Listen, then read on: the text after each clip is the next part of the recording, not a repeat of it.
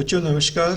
इससे पहले 2 वीडियो मैं डाल चुका हूँ सिंपल क्यूरीज इन एसक्यूएल पे। अगर आपने नहीं देखी हैं तो आप पहले वो देख लें, उसके बाद ही ये तीसरी वीडियो आपको समझ में आएगी। इस वीडियो में हम अभी स्टार्ट करेंगे न्यूमेरिकल फंक्शंस इन एसक्यूएल। हम करेंगे न्यूमेरिक फंक्शंस जिसमें कुछ कैलकुलेशन वर्क होता हो, तो वो हमारे न्यूमेरिक फंक्शंस रहते हैं। तो इसमें पहला आ गया मोड, ये रिमाइंडर हमें भेजता है। ठीक है, रिमाइंडर जैसे परसेंटेज रहता है पाइथन में, उसी तरह से ये काम करता है। तो कैसे यूज करते हैं इसको, सेलेक्ट मोड, और मोड में 2 आर्ग्यूमेंट लिखे जाते हैं। पहला जिसको डिवाइड करना है, जिससे डिवाइड होगा वो, ठीक है। तो इसका रिमाइंडर क्या बना, फ्रॉम ड्यूअल, तो ये रिमाइंडर देगा। ये मैंने निकाला तो ये रिमाइंडर आ गया हमारा। ठीक है, तो रिमाइंडर इस तरह से निकाल सकते हैं। एक साथ पूरे कॉलम में जो वैल्यूज दे रखी हैं उनका रिमाइंडर निकाला जा सकता है। ठीक है, जरूरत पड़ने पर। और पावर फंक्शन पावर के लिए यूज होता है, वो आप कर दोगे। राउंड मैं आपको बताता हूँ। पावर तो सिंपल था, तो अब पावर जैसे लगाते हैं तो पावर, चल मैं करके दिखा देता हूँ। ये आ गया सेलेक्ट। पावर आप यूज कर सकते हो या फिर पावर आप यूज कर सकते हो 3 की पावर 2। तो आउटपुट हमारे पास आया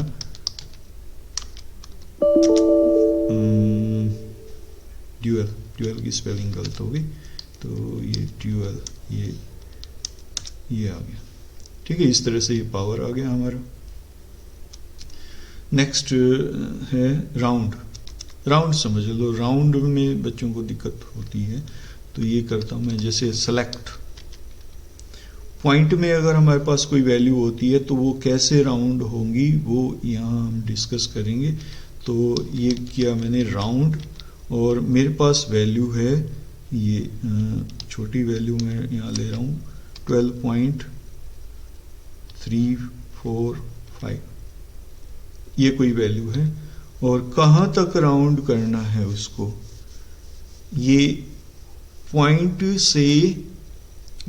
के ऊपर डिपेंड रहेगा। अगर मैं 0 कर देता हूं तो पॉइंट तक ही ये राउंड होगा। ठीक है, अगर मैं 0 करता हूं तो ये पॉइंट तक राउंड होगा। ये आप इसको कर सकते हैं। सेलेक्ट राउंड, और फिर एक वैल्यू हमने डाल दी और 0 हमने लिखा, तो ये पॉइंट तक राउंड होना है। अगर पॉइंट के बाद जो नंबर है ये आप मेंशन करेगा कि वो कहाँ तक राउंड हो रहा है। तो ये यहाँ पे कहाँ तक राउंड होगा वो इसके ऊपर डिपेंड करेगा। 0 to 4, देखो आधा, ये हमारे पास 10 कैरेक्टर यहाँ हो सकते हैं, 10 लेटर हो सकते हैं 0 to 9। ठीक है, 0 to 4 अगर रहता है तो ये रहेगा 12, और 5 to 9 अगर हो जाता है तो ये बन जाएगा 13। ठीक है, तो ये वैल्यू मैं यहाँ डाल के देखता हूँ। ये यहाँ ये हमारा आ गया, तो ये दिखा रहा है 12। ठीक है, इस 0 की वजह से ये पॉइंट तक ही ले रहा है बस केवल। और एक बार फिर मैं इसमें कर रहा हूँ, यहाँ पे मैं वैल्यू डाल रहा हूँ, अब 5 डाल देता हूँ मैं यहाँ पे। ठीक है, तो अब क्या होना चाहिए, ये आना चाहिए 13। तो अब मैं ये एंटर दबा देता हूँ, ये आ गया 13। ठीक है, 13 आ रहा है यहाँ पे। ये मैं इसको कर रहा हूँ, ये मैं ले रहा हूँ 499। अगर ऐसा है तो फिर ये कितना रहना चाहिए, क्या रहना चाहिए, आप थोड़ा गैस करके बताइए। क्या आना चाहिए इसका आंसर, 12 और 13? चैट बॉक्स में रिस्पांस कीजिए फटाफट।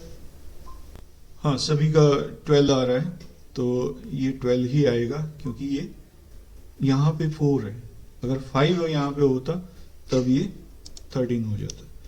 तो ये हमारे पास अब इसका आंसर आ गया, ये 12। ठीक है, एक बार फिर मैं इसमें थोड़ा सा चेंज कर रहा हूँ। अब मैं यहाँ कर देता हूँ 5, ये यहाँ कर दिया मैंने 5 और अब ये बन जाएगा 13। ठीक है, तो इस तरह से ये काम कर रहा है। अच्छा, यहां पे अब देखो, अगर चलिए यहां अगर मैं कर देता हूं 1, ठीक है, अब ये आउटपुट जो है ये कहता है पॉइंट से एक नंबर तक, पॉइंट से एक नंबर तक राउंड कर दो इसको। ठीक है, अब आउटपुट यहां आएगा 12 पॉइंट और आगे ये यहां पे। ठीक है, ये भी राउंड में ही आएगा, तो तब वो डिपेंड करेगा इसके ऊपर। पहले इसके ऊपर डिपेंड था, रिजल्ट जो है वो इस नंबर के ऊपर डिपेंड था, अब डिपेंड करेगा इसके ऊपर। अगर ये 0 से 4 के बीच में तब तो ये 5 रहेगा, अगर ये 5 से 9 के बीच में आ जाता है तो ये 6 बन जाएगा। तो अब इसका आंसर आ जाएगा 6। तो यहां ये मैंने किया। अब ये पॉइंट से एक नंबर तक राउंड हुआ है, क्योंकि यहां पे 6 है तो इसलिए यहां पे ये 6 बन गया, एक नंबर आगे बढ़ गया। ठीक है, और इसी तरह से अगर मैं यहां कर दूं 2, तो अब ये 2 पॉइंट तक राउंड करेगा। ये मैंने यहां कर दिया, ये 2 पॉइंट तक राउंड किया। ठीक है, अब ये इसके ऊपर डिपेंड था, यहां पे क्या था, ये 5 से ज्यादा है तो इसलिए इसकी वैल्यू बन गई 7। ठीक है, ये जो वैल्यू है वो 7 इसकी वजह से बनी। अगर यहाँ पे सपोज 1 होता तो ये 4 होता, या फिर 4 से कम होता तो ये 6 ही रहता। तो यहाँ पे ये देखो, अब ये 2 तक पॉइंट से 2 डिजिट तक ये राउंड कर रहा है, तो ये इसलिए ये हो गया 6। होप आपको समझ में आ रहा होगा। ठीक है, अब एक और यहाँ हम करते हैं आपका, ये यहाँ मैं कर रहा हूँ 3 4, ये इस तरह से मैंने कर दिया। माइनस में अगर लिखें तब क्या होगा, कोई बताएगा, कोई गैस करेगा? माइनस में लिखेंगे तो क्या होगा, क्या आना चाहिए आपको? Any gas? 1 2 3 1 3 3 1 2 3। देखिए 1 2 3 में तो क्या है, वो तो ट्रिम हो रहा है, राउंड नहीं हो रहा। 1 2 3 अगर इसका आउटपुट आ रहा है तो वो ट्रिम हो रहा है, कट रहा है। ठीक है, राउंड नहीं हो रहा वो। ठीक है, अब पीछे एक बार कहीं रूल था कि जो भी सैलरी है वो पे की जाएगी टेंस में। ठीक है, अगर किसी की सैलरी ये इतनी बन रही होती तो उसको कितने रुपए मिलते, टेंस में राउंड किया जाएगा उसको, ये था। तो कितने, एक जवाब आया है 1230 मिलने चाहिए उसको, है ना। अगर ये 1236 होते तब कितने रुपए मिलने चाहिए थे, तब 1240 मिलने चाहिए थे, अगर 36 होता। तो वही काम यहां हो रहा है, ये माइनस जब आप यूज करोगे तो आउटपुट जो है वो हमारे पास ऐसा ये मिलेगा। ठीक है, ये माइनस है तो ये 3 तक, इस डॉट के लेफ्ट साइड में एक कैरेक्टर तक वो राउंड कर रहा है। माइनस में डॉट के लेफ्ट साइड में आ गए आप, और जब आप प्लस में यहां नंबर लिख रहे थे तो लेफ्ट डॉट के राइट साइड में आप मूव कर रहे थे। ठीक है, होप आपको समझ में आ गया होगा। और एक लास्ट और हम यहाँ कर रहे हैं, यहाँ मैं अगर 2 कर दूं तब आउटपुट क्या आएगा, चलिए आप बताइए पहले, आउटपुट क्या आएगा इसका? -2 कर दिया मैंने, अब कितना आउटपुट आना चाहिए? अभी भी 120 भी लिखा गया है, 120 नहीं होगा भाई, ट्रिम नहीं करना आपने। तो इसका आंसर ज्यादातर ने 1200 लिखा है, तो मैं ये आपको रन करके दिखाता हूं। तो ये आपका आउटपुट आपका हो गया 1200। ठीक है, दैट वाज राउंड। होप आपको समझ में आ गया होगा। नेक्स्ट है हमारे पास साइन फंक्शंस हम कर रहे थे, न्यूमेरिक फंक्शंस।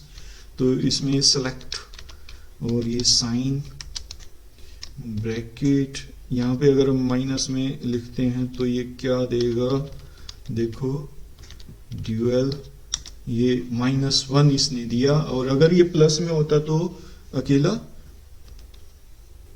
ये 1 इसका आंसर इसमें आना चाहिए, या इसका आंसर आ गया 1। साइन में इस तरह से काम कर रहे हैं, ठीक है। नेक्स्ट फंक्शन है SQRT, स्क्वायर रूट निकालने के लिए, ठीक है। स्क्वायर रूट अगर निकालना है तो सिलेक्ट SQRT ब्रैकेट 9, ये फ्रॉम ड्यूअल ऑप्शनल रहता है, आप चाहो तो लगा लो, नहीं लगाना तो ना लगाओ, ठीक है। MySQL में जरूरत नहीं है, और Oracle में जरूरत होती है फ्रॉम ड्यूअल साथ में लगाने की, MySQL में इसकी जरूरत नहीं है। और नेक्स्ट हमारे पास फंक्शन आ गया ट्रंकेट।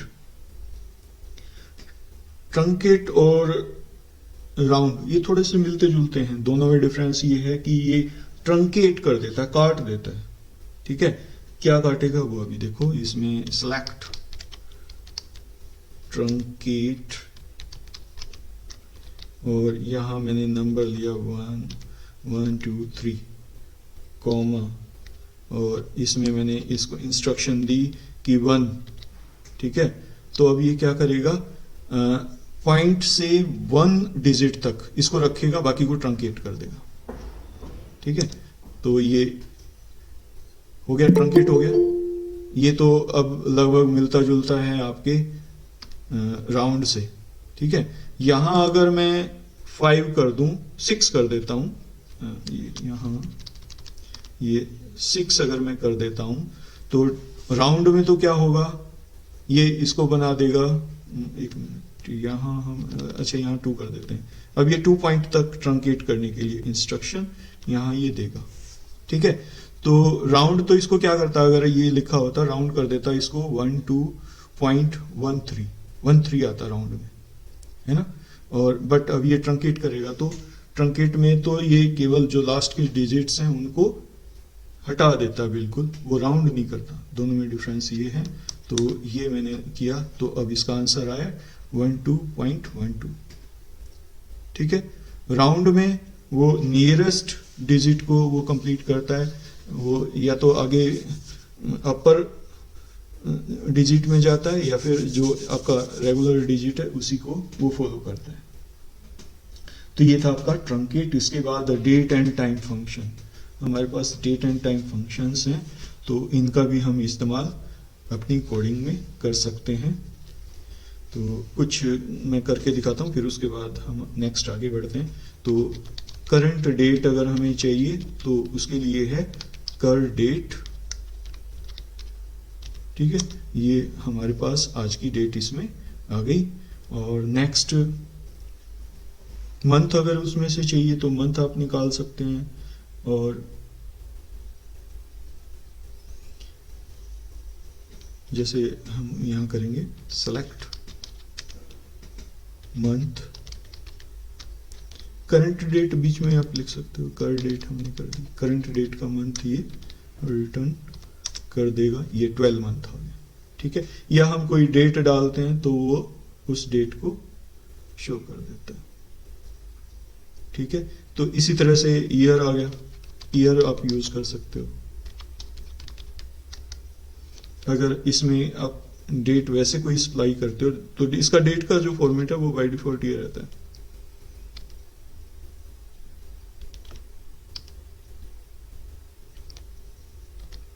अगर मैं ये करता हूं तो अब ये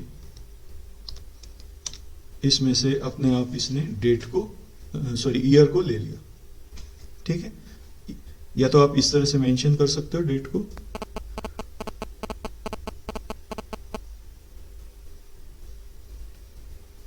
और इसमें से डेट को अगर एक्सट्रैक्ट करना है तो डेट को आप एक्सट्रैक्ट करोगे। अभी हमने मंथ किया, ईयर किया, डेट रह गई थी। तो ये डेट अगर हम करते हैं तो जैसे मैं लिखता हूं कर डेट, करंट डेट से जो डेट की वैल्यू है, डेट डे जो है वो, तो ये तो पूरी डेट इसने दे दी, डे के लिए नहीं है ये, तो अकेला मैं डे लगाता हूं इसमें। देखें सेलेक्ट डे कर डेट, ये हमने कर दिया इसमें। तो अब ये डे आ गया, ठीक है। डेट में तो वो पूरी डेट उसने शो कर दी थी, डे के लिए ये ठीक है।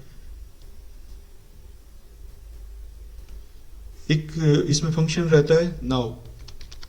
नाउ में क्या आना चाहिए, नाउ का मतलब क्या होता है, क्या आना चाहिए, आप थोड़ा चैट बॉक्स में लिखो, आज की डेट आ जाएगी या टाइम आएगा, क्या आना चाहिए, टाइम।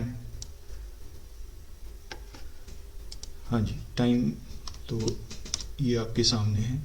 नाउ में डेट और टाइम एक साथ पूरा कंप्लीट फॉर्मेट इसमें आ जाता है, ठीक है। नाउ में डेट और टाइम एक साथ यहाँ पे आ जाता है। अभी हमने ऊपर मंथ फंक्शन लगाया था, नाउ पे हम मंथ फंक्शन लगा सकते हैं क्या?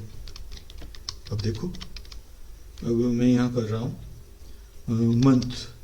मंथ ने क्या रिटर्न करना था, मंथ को रिटर्न करना था। हमने कर डेट तो यूज की थी, नाउ नहीं यूज किया था। तो अब इसमें देखो, नाउ से भी इसने मंथ को एक्सट्रैक्ट कर दिया, ठीक है। ये एक नई चीज आपको इसमें शो की है। और नेक्स्ट स्लीप, स्लीप का यूज करके दिखा रखा है इसने। एक सिस डेट भी रहता है फंक्शन, वो देखते हैं। सेलेक्ट सिस डेट, सिस्टम डेट, ये सिस डेट, ये एग्जैक्ट नाउ की तरह से ही ये काम करता है। और एक इसमें हम कर रहे हैं select now comma sleep. Sleep, sleep से क्या होगा, अभी मैं यह कर देता हूँ 2-3 सेकेंड कर दे 3, और फिर उसके बाद करता हूँ नाउ। अब देखते हैं आंसर हमारा कैसा आएगा। देखो, अब यहां 3 सेकंड में इसने इसको शो किया है, ठीक है। बीच में स्लीप आ गया ना, तो 3 सेकंड ये वेट करने के बाद इसने इसको रिजल्ट को शो किया है। तो ये इस तरह से स्लीप, थोड़ा सा बीच में अगर कहीं गैप देना पड़ रहा हो, वहां पे आप इसको यूज कर सकते हो। टाइम इसमें वो सेम ही दिखा रहा है, क्योंकि ये एग्जीक्यूट बाद में होता है, तो इसलिए ये टाइम जो बाद वाला है उसको ये शो करता है। और इसको दिखाने में, इसको देखो ऊपर तो 0 सेकंड लगे थे, यहाँ पे इसको इसका रिजल्ट शो करने के लिए टाइम कितना लगा, 3 सेकंड यहाँ लगे। तो ये आपके डिफरेंट फंक्शंस थे। इन फंक्शंस में से किसी को कोई डाउट हो तो वो पूछ सकता है, अदरवाइज हम आगे बढ़ते हैं। नेक्स्ट हमारे पास आ गए हैं एग्रीगेट फंक्शन। हाँ जी सर, स्लीप बताना दोबारा। स्लीप, जैसे आप अपने लैपटॉप को स्लीप करते हो, ठीक है, स्लीप बटन दबा दिया तो वो क्या हो जाता है, आपका जो लैपटॉप है वो स्लीप मोड में आ जाता है। और जब तक आप उसमें कोई की प्रेस नहीं करोगे या फिर पावर बटन नहीं दबाओगे, तब तक वो स्लीप मोड में ही रहता है, ठीक है। यहाँ हमने स्लीप इस कमांड के बीच में लगा दिया, और यहाँ स्लीप से क्या होगा, ये 3 आगे ब्रैकेट में 3 लिखा मैंने, तो ये 3 का मतलब है 3 सेकंड, ठीक है। और 3 सेकंड के बाद में वो इसका रिजल्ट शो करेगा। तो अब क्योंकि कमांड तो एक साथ ही यूज होनी है, वो मैं यहां कर रहा हूं नाउ, और ठीक है, और कोमा, और यहां अब स्लीप कर रहा हूं, स्लीप, और यहां 5 कर देता हूं, ठीक है। और अब देखते हैं ये 5 सेकंड के बाद में रिजल्ट को ये शो करेगा। देखो लग रहा है ना टाइम, तो ये 5 सेकंड के बाद में इसने इसको शो किया। नेक्स्ट हमारे पास है एग्रीगेट फंक्शन। एग्रीगेट फंक्शन होते हैं जहां पे कई सारी वैल्यूज को हम एक साथ डील करते हैं, और वो किसी पूरे एक कॉलम के ऊपर अप्लाई होते हैं, ठीक है। तो जैसे एग्रीगेट फंक्शन में इसमें पहला फंक्शन दे रखा है एवरेज। एवरेज निकालने के लिए, एवरेज हमें निकालनी है, हमें एवरेज सैलरी निकालनी है। ये हमारे पास सैलरी का एक कॉलम है, इसकी एवरेज सैलरी हमें निकालनी है। तो उसके लिए हमारे पास एवीजी फंक्शन है, ठीक है। तो फंक्शन हमारा क्या हो जाएगा, यहां कमांड लगेगी हमारी सेलेक्ट एवीजी, ब्रैकेट में name of the column from EMP. तो ईएमपी टेबल में जो एवरेज सैलरी है वो हमारे सामने आ जाएगी। तो ये इसकी एवरेज सैलरी है 2073। ये पॉइंट्स में भी ये आ गई है, ठीक है, sum of complete salary divide by 14। तो इस तरह से ये एवरेज हमारा आ गया। ठीक है, इसके बाद काउंट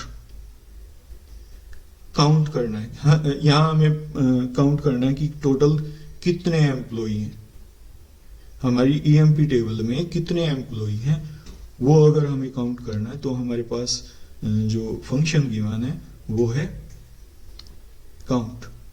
सेलेक्ट काउंट। अगर हमें कॉलम ही, हमें रो रिकॉर्ड पता करने की कितने रिकॉर्ड हैं, तो हम इस तरह से इसको यूज कर सकते हैं, फ्रॉम ईएमपी। ये शो कर देगा number of record in the table. ठीक है, और यहां इसके ऊपर हम अप्लाई करके देखते हैं, कॉम के ऊपर, कॉम में कितनी वैल्यूज हैं ये हम अप्लाई करके देखते हैं। Select count com for commission from EMP.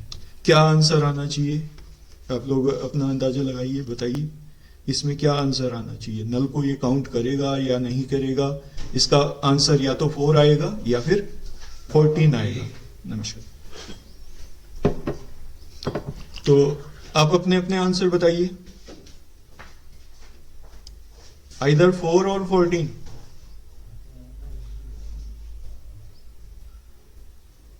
एक आंसर मिला है अभी 4, और बाकी भाई सभी का रिस्पॉन्स आना चाहिए, आइदर 4 और 14। 4। चलिए देख लीजिए, अब हमारे पास आंसर क्या आएगा, 4। नल को वो काउंट नहीं करेगा, सभी ने 4 दिया था, मीन्स आपको अंदाजा हो गया है ये काउंट। अब इसने ये काउंट अप्लाई हुआ है कॉम के ऊपर, कॉम मीन्स एक पर्टिकुलर कॉलम के ऊपर अप्लाई हुआ है, स्टार मीन्स वो टोटल नंबर ऑफ रोज को वो काउंट कर रहा है। ठीक है, स्टार में हमने किसी पर्टिकुलर कॉलम को नहीं लिया, मेंशन किया था, जिस कॉलम को हम मेंशन करेंगे उसमें जितनी वैल्यूज हैं उनको ये काउंट करता है।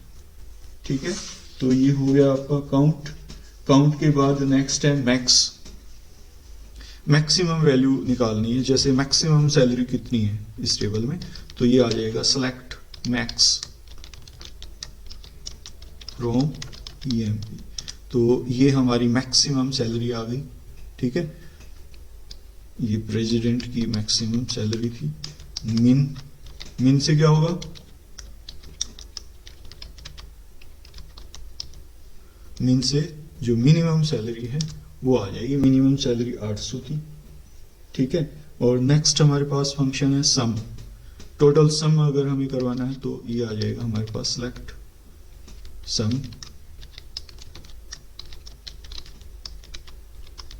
तो ये हमारे पास टोटल सम आ गया। तो ये सम फंक्शन हम यूज कर सकते हैं। अच्छा, अब आप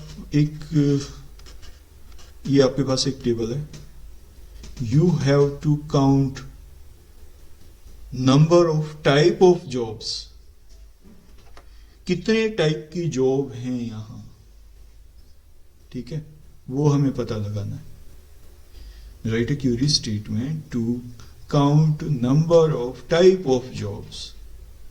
जैसे सेल्समैन है तो सेल्समैन एक बार ही काउंट हो, ठीक है, मैनेजर है, मैनेजर एक बार ही काउंट हो। तो ये कितनी जॉब्स हैं वो हमारे पास सीधी संख्या आ जाए। आप लोग क्यूरी स्टेटमेंट लिखिए, देखते हैं आप कर पाते हैं या नहीं कर पाते हैं।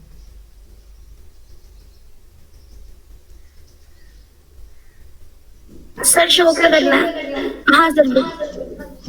ये दिखा देते हैं, ये आपके पास टेबल होगी।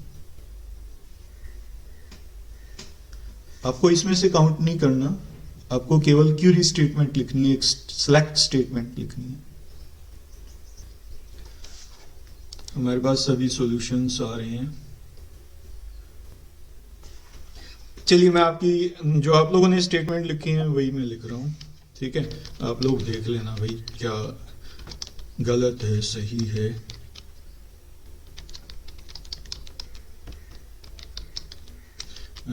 ये यहां आ जाएगा जॉब। ठीक है, फ्रॉम EMP। ये आप लोगों ने ऐसे भेजा है तो मैंने ये कर दिया, ठीक है। वैसे डिस्टिंक्ट नाम का कोई फंक्शन होता नहीं है, ये इसने ले लिया है। हाँ जी, ये आपका सिलेक्ट और यहाँ आएगा काउंट। जो इसका सही है वो है डिस्टिंक्ट और जॉब फ्रॉम EMP, ठीक है। जो करेक्ट है वो ये डिस्टिंक्ट फंक्शन नहीं रहता, हो सकता है MySQL इसको सपोर्ट कर रहा हो। जो इसका करेक्ट वर्जन है वो ये है डिस्टिंक्ट जॉब, हम एक साथ लिखते हैं, ठीक है। तो आप ये इसको यूज करेंगे, ठीक है। हाँ जी, तो हमारे पास यही फंक्शंस थे, तो ये चैप्टर हमारा कंप्लीट हो गया है। ऑर्डर बाय हो गया था, ये फंक्शंस आपके हो गए। उसके बाद ज्वाइन चलेगा और ये ग्रुप बाय और हैविंग ये मैं करवा देता हूं आपको।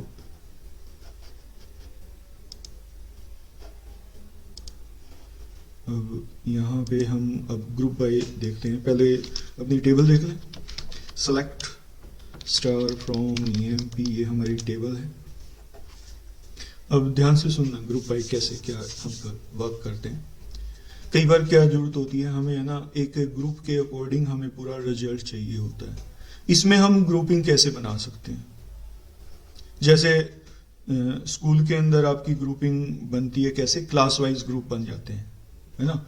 ये 7th ग्रुप, ये 7th क्लास है, ये 8th क्लास है, ये 9th क्लास है, 11th 10th 11th 12th, ऐसे अलग अलग ग्रुप बन जाते हैं। और किस चीज के ग्रुप बने हुए हैं आपके स्कूल में जहां पे कुछ बच्चे एक साथ हों, ऐसा कोई है ग्रुप है? जैसे मैंने एक एग्जांपल दिया आपका, क्लास वाइज ग्रुप हो गया। और कोई ग्रुप होता है क्या जिसको हम लोग यूज करते हैं? जेनविनसन ने बोला है हाउस वाइज, हाउस में ग्रुप बन जाते हैं, है ना। हाउस वाला भी एक अच्छा वो है। तो मोस्टली ये 2 टाइप के ग्रुप हम यूज करते हैं। सेक्शन वाइज भी एक ग्रुप हो सकता है, ठीक है, सेक्शन वाइज भी एक ग्रुप हो सकता है। तो क्लास और हाउस, ये 2 ग्रुप हो सकते हैं। यहां ग्रुप हम कैसे बना सकते हैं? कहीं कोई नेम के, देखो एम्प्लॉय नंबर के अकॉर्डिंग तो ग्रुप हो नहीं सकते, नंबर तो अलग है सारे। तो इसमें तो 14 ग्रुप बनेंगे। ई नेम के अकॉर्डिंग ये भी नहीं बना सकते, 14 ग्रुप इसमें बनेंगे। अब इसमें देखो, इसमें ग्रुप बन सकते हैं क्या?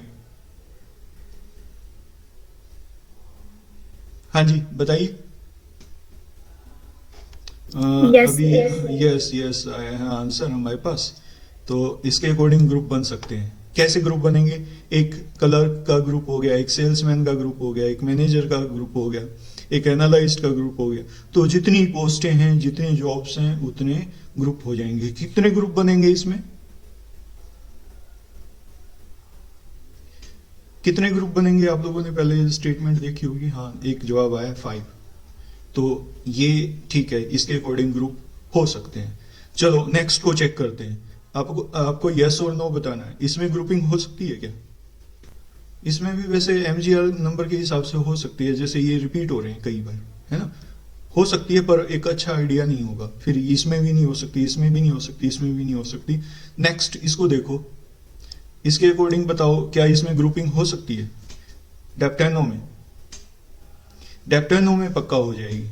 डिपार्टमेंट नंबर 10 वालों का एक अलग ग्रुप हो गया, डिपार्टमेंट नंबर 20 वालों का एक ग्रुप हो गया, 30 वालों का एक अलग ग्रुप हो गया, है ना। तो अब हम यूज करना सीखेंगे, ग्रुपिंग को कैसे यूज करेंगे, ठीक है। यहां पे हमें ग्रुप्स के नेम प्रिंट करवाने हैं जैसे।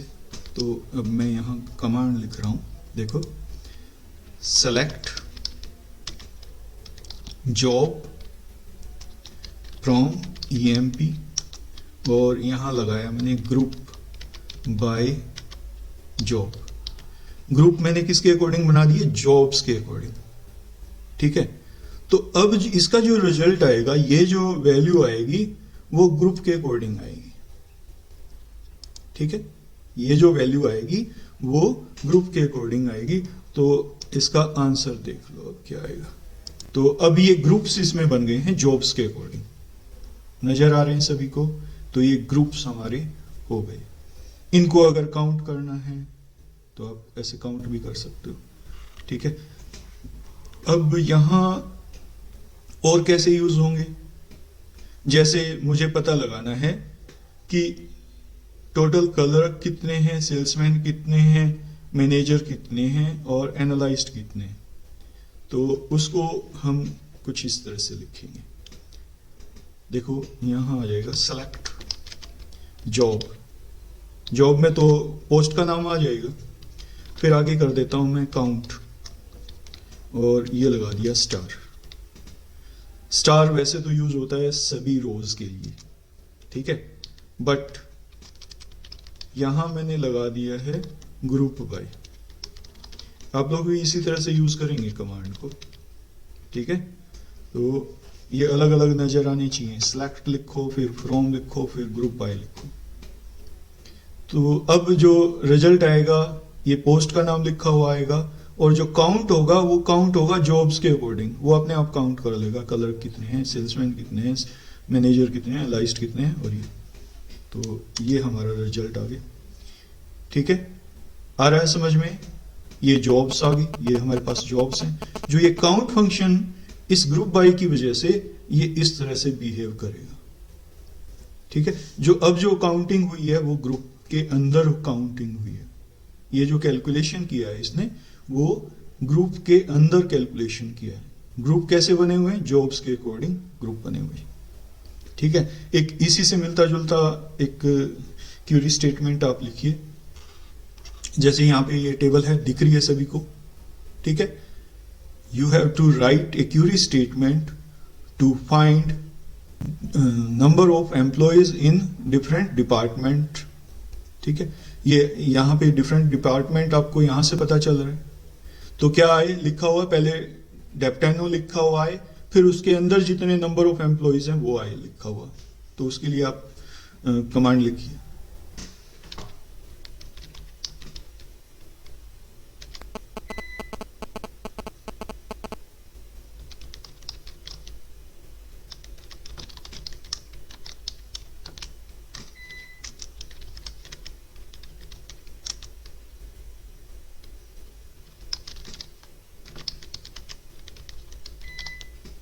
ये हमारी कमांड बन जाएगी इसमें, ठीक है।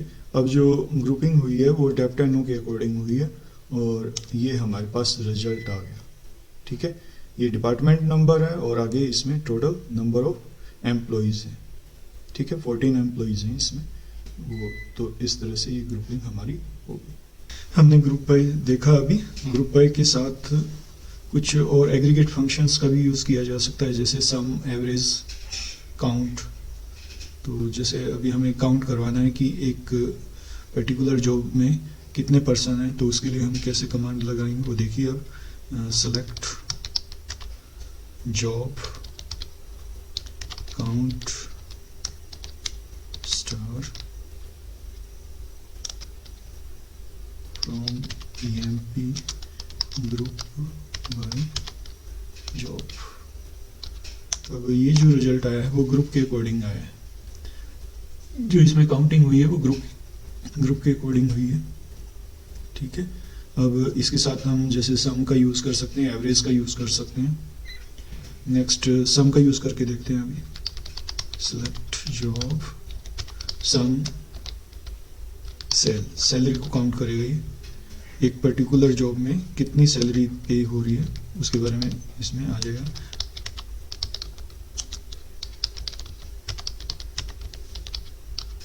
ये टोटल जो क्लर्क हैं, क्लर्क में ये सैलरी आ रही है, सेल्समैन की ये सैलरी है, मैनेजर की सैलरी ये है, एनालिस्ट की ये है, प्रेसिडेंट की ये सैलरी है। तो ये जॉब के अकॉर्डिंग इसमें सैलरी ये शो कर रहा है, ठीक है।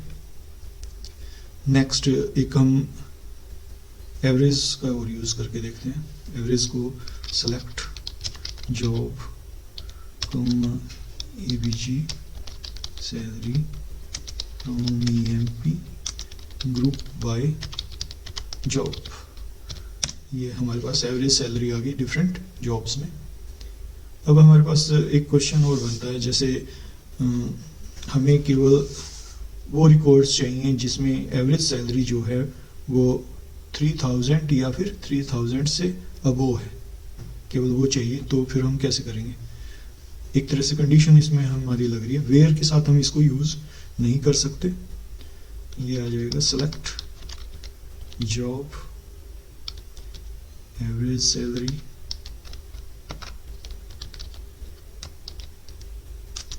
From EMP group by job.